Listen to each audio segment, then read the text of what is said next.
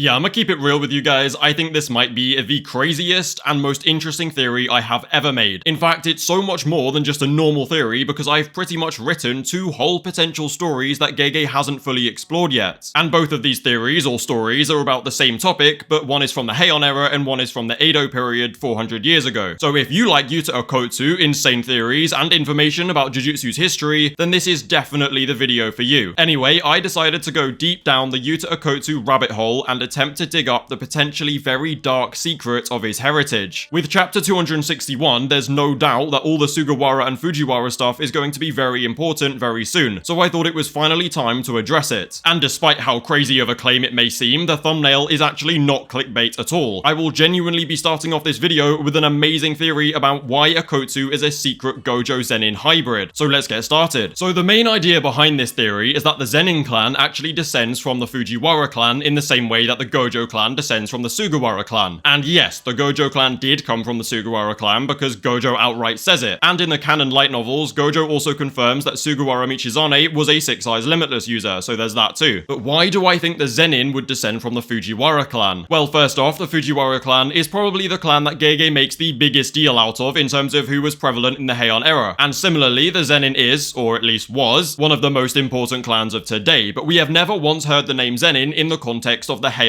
era. And I know, it's not much to go on at all, but you're a blithering idiot if you think that's all I've got. The real evidence lies with one very powerful individual from the Heian era, better known as Yorozu. After single-handedly defeating one of the Fujiwara's elite squads, the clan actually acknowledged Yorozu and supposedly took her in. So an obvious similarity of the Zenin and Fujiwara clans is that they love strong techniques and often take in strong sorcerers in order to increase their pool of future inherited techniques. And because of what we know from Jujutsu so far, the only time 2 people can have an identical technique is when it's genetically inherited. Now, Yorozu's curse technique is construction, a very broken curse technique that would have taken us all by surprise if it wasn't for the fact that we have actually already seen it with Mai Zenin. They literally have identical techniques, which heavily supports my theory that the Fujiwara clan became the Zenin because it would mean that she actually inherited it from Yorozu's bloodline. Not to mention the fact that Mai and Yorozu actually look very similar. And this is my main supporting evidence for this theory, and honestly I think I make a very strong and convincing argument, because how else do you explain a Zenin inheriting the exact same curse technique as Yorozu? And despite stupid dumbass belief, Gege is a great writer who would not make a decision like that for no reason at all. Since it's heavily implied that Yuta descends from both the Sugawara clan and the Fujiwara clan, it would not only make him a Zenin, but also a Gojo Zenin combo. As Gojo rightfully points out in chapter 261 though, the Sugawara and Fujiwara clans did not get along, so why would they be related to both? We also know the Gojo and Zenin had beef just like the Sugawara clan and Fujiwara clan had beef, so that's more evidence. Now, I'll be completely honest with you guys, as much as I find the Zenin idea really cool, I'm not 100% sure what it would actually mean for Yuta. In 261, Gojo suggests that being born of both clans means that Yuta could potentially have been born even more blessed than he was, so there's that, I guess. And of course, when Gojo says blessed, he means in Jujutsu, but when Yuta says it, he means his friends, which is just another cute little parallel for you guys. Anyway, despite it meaning he could be like hella crazy strong, I'm not sure how to really take this information should it be true. However, it does actually serve some use in knowing, because it actually allowed for the birth of an incredible theory on how Yuta actually came to be and what caused the Gojo Zenin clan beef. So, keeping the assumption that Yuta is a Zenin, let's move on to an even better theory. Now, big shout out to a viewer of mine called Vara for actually bringing this theory to my attention. I'll leave their Discord below in case any of you want to go chat with him about it, but it is really interesting. Anyway, as Gojo told us, the height of the conflict between the Gojo and Zenin clans was actually 400 years ago in the Edo period, and this is when the Gojo and Zenin clan heads battled it out. And that was the battle where the Zenin head summoned Maharaga, who obviously then took it upon himself to put them both 6 feet under. The theory is very flexible on minor details, but the idea is that one of the 2 clan heads actually had a love affair with a close relative of the other clan head. Obviously, the clans already had beef, so one clan knocking up a close relative of the other clan head would definitely explain why that battle happened. And the idea is that for the secret child's protection, they were sent into hiding and given a new name of Okkotsu. Assuming the Zenin do descend from the Fujiwara clan, this theory would actually explain why Yuta would be related to both the Sugawara and Fujiwara clans. It would also explain why he's so strong, and even why Satoru Gojo didn't recognize his name. The story would also perfectly reflect Yuta's character and experience in the manga so far. I mean, he grew up heavily isolated due to being haunted by the literal curse of love. If the Gojo Zenin affair was a story of them being in forbidden love, then it would be very fitting for Yuta's character. And as a result of that love, the child would then be forced into an isolated life of hiding in order to protect themselves. themselves. However, there would still be records hidden somewhere due to Ijichi's ability to be able to dig them up and tell Gojo that Yuta was actually related to Sugawara Michizane. And since Ijichi only found a relation to Sugawara, it's likely that the Gojo clan was the one to send them into hiding and then doctor the records to hide any evidence of an affair with the Zenin. I don't know about you, but I think Vara and I cooked so hard with this theory. I genuinely love it, and I wish Gege would write more stuff like this. I mean, I'm sure he's going to, don't worry, but you know. Now, honestly, knowing you lot, a bunch of people will disagree with Yuta being a Zenin and then completely discredit this entire theory. Well, joke's on you, because I actually have an alternate theory which is just as good but doesn't rely on Yuta being a Zenin for it to work. So now you can all drop the Zenin assumption and only focus on the Sugawara and Fujiwara side of things as we travel all the way back to the Heian era. It was actually a Heian era sorcerer called Uro that concluded Yuta is a Fujiwara descendant. She was the leader of one of the Fujiwara's elite celestial squads, but she was betrayed by a fellow Fujiwara sorcerer. She refers to this sorcerer only as him and says that he killed his own people before blaming it on Uro, resulting in her execution and newfound hatred towards the Fujiwara clan. During their fight, Uro actually senses something familiar about Yuta, and after hearing what he had to say, she angrily concluded that he is a Fujiwara. What Yuta was saying is actually very suggestive too. He was questioning Uro about why she immediately went about killing and trying to make a name for themselves when they have been given a second chance at life. And the part that makes Uro snap though is when Yuta asks if she has any friends or family, and saying that he doesn't understand why you would put so much effort into something just for your own gain. It was that last statement that actually triggered a brief flashback and the conclusion that Yuta is a Fujiwara. And that flashback shows a man who I'm guessing is the one who betrayed her all the way back in the Heian era. Now, why would Yuta's talk for having others to fight for remind Uro of a man who betrayed his own people and killed Uro? Well, my theory is actually much like the last. I believe this particular Fujiwara sorcerer had a forbidden love affair with a Sugawara, resulting in the birth of a line that would later become Okkotsu. Knowing Heian era sorcerers and clans, it's very likely that they adopt the traditional and selfish mindset that we often see from monsters like Orame, Sukuna, and Yorozu. When his people discovered the affair though, he would appeal to them in the same way that Yuta is doing with Uro. However, it would have no effect, so he had to kill them all and use Uro as a scapegoat in order to protect the secret of his family. And again, this theory perfectly reflects Yuta, because like that sorcerer, Yuta will go to any lengths to protect his family. He will even become a monster and kill, but only after trying the reasonable approach first. Actually, in that regard, Yuta is a very good balance between Yuji and Gojo. He does everything in his power to avoid being a monster, but when it's the only choice he has, he won't hesitate. God, writing this video genuinely makes me love Yuta so much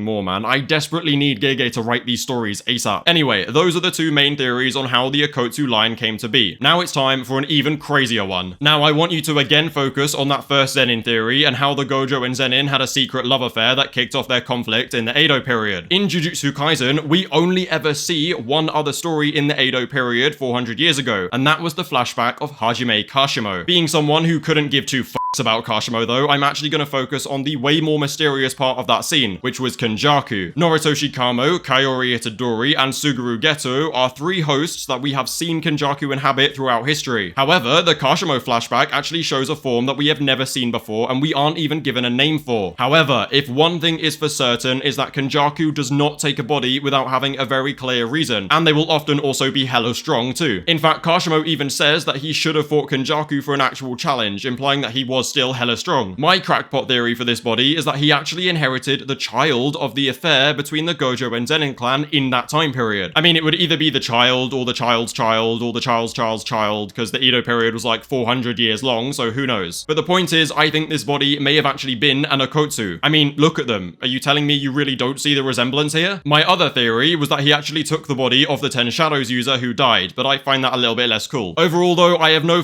clue why he would do this or what it would mean for the story, but it was never the main focus of this video, so f it. While writing this video, I actually came across some pretty cool information about the meaning of Yuta Okkotsu's name. Now, please do forgive me if I'm wrong, because I don't know Japanese, but I'm just saying what I've read. Yuta supposedly means one with many friends, which is obviously just very fitting. The real interesting one though is what the kanji of Okkotsu can mean. I believe it's split into two different words with many different translations, but I'm going to show you the ones that I think are best. The first part can mean second, specifically meaning second in rank, and I should not have to explain any further than that why it's quite important. Although it can also mean second, as in duplicate, which is like literally his whole curse technique. The other part also has many meanings, but the ones that I like are character, core, and body. And yeah, that basically means Okkotsu's name can literally be taken as second body. Wow. Again, apologies if I fucked it up and it actually just means soggy towel or some shit like that. Anyway, that actually does it for today, and honestly, this might be my favorite video I have ever made. I had so much fun making this and writing those stories, it was unreal. I've been wanting to share some ideas for Untold Heian era stories for a while, so be sure to let me know if you actually enjoyed it and would like to see more. As always, don't forget to like and sub, feel free to join the Discord and follow me on Twitter, links below. Thank you guys for watching, and I'll see you soon.